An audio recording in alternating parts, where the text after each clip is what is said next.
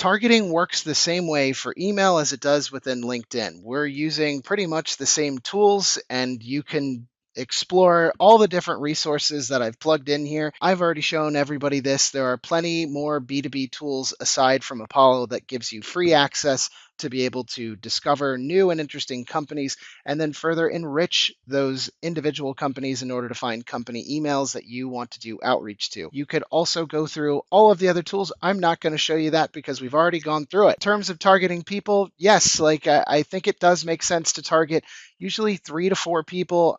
HR is kind of like this weird wild card. I found that a lot of HR people are not crazy responsive, and my best foot in the door has been somebody that is potentially my equal, somebody that is senior, and somebody that is C-level executive or management level. I have included the links to all of the resources related to looking up certain job descriptions and then free email discovery tools that are allowing you to find company emails so long as you know the domain. And this would potentially allow you to also verify these emails on the same platform. This is really easy for anybody to go in and sign up. All of these come with a freemium version, so you can literally use them, test them out, and decide whether or not you want to continue to use them on the freemium version or not at all. It's up to you.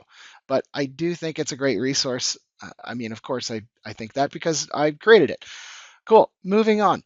Some quick targeting tips. I have already been over this, especially within the LinkedIn stuff. So we want to build industry lists that have something in common with each other. It makes it a heck of a lot easier to repurpose, reuse, and send out bulk messages so that we're not constantly shaping the outreach meticulously and burning up a ton of time. Because again, like the amount of people that actually get back to us is relatively small. So rotate freemium tools so that you're not running out of credits. Watch YouTube tutorials on how to go about targeting or how to go about enriching or finding new email addresses. I've covered a ton of different resources and I've documented all of them, so you shouldn't really have to go that far, but I do think it's helpful. Some test target segments that really make a lot of sense. I've found myself grouping them by industry. So for a lot of the outreach that I've done, I keep all of the SaaS companies together, all of the AI companies together, all of the blockchain companies together.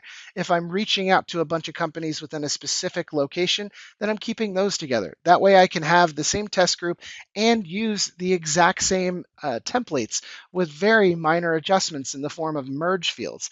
I think it's super easy to work with and it makes things a heck of a lot easier. So just keep that in mind when you're doing your list building so that you can run a lot of this stuff out. Just to really point you in the right direction, this is why we segment. Segmentation is basically the ability to segment.